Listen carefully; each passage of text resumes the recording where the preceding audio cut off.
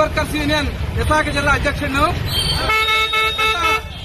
7 సంవత్సరాల నుంచి స్విగ్గీ జొమాటోలో సుమారుగా విశాఖపట్నంలో 40,000 మంది పనిచేస్తా ఉన్నారు.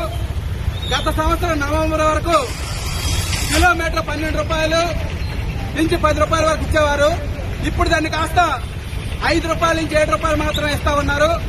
అంటే ఇప్పుడు గతంతో పోలిస్తే లాస్ట్ నవంబర్ తో పోలిస్తే ఇప్పుడు అన్ని రేట్లు పెరిగాయి. జీవన ప్రమాణాలు ఈరోజు కనీస తిండి అని నిత్యావసర వస్తువులు కానీ పెరిగాయి.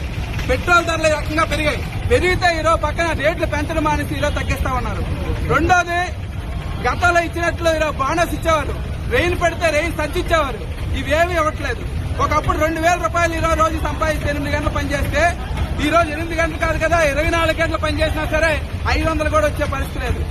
అందుకని చెప్పేసి గత పాత ఇచ్చిన రేట్లు ఇమ్మని చెప్పేసి అడుగుతున్నాం. ఇది ఒకటే కాదు, ఆల్రెడీ ఇంతకుముందు హైదరాబాద్ గాని లేదా సుప్రీంకోర్టు, ఢిల్లీ హైకోర్టు గాని ఈరోజు తీర్పులు ఇచ్చాయి మినిమం గ్యారెంటీ ఇవ్వాలని.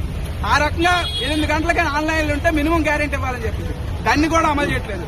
అమలు చేయమని చెప్పేసి అడిగినందుకు ఈరోజు రైడర్స్ అందరినీ స్విగ్గీలోని జొమాటోలను తొలగిస్తా ఉన్నారు.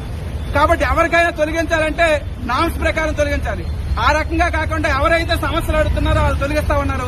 కాబట్టి తొలగించిన వాళ్ళందరినీ విధుల్లో తీసుకోవాలని చెప్పేసి, పాత రేట్లు ఇవ్వాలని చెప్పేసి, ఎంతమంది ఇచ్చిన ఇన్సెంటివ్లు ఇవ్వాలని చెప్పేసి రేపు శని ఆదివారం 13, 14 తేదీ అలాగే ప్రతి వారంలో కూడా శని ఆదివారం నాడు మేము స్ట్రైక్ చేస్తున్నాం.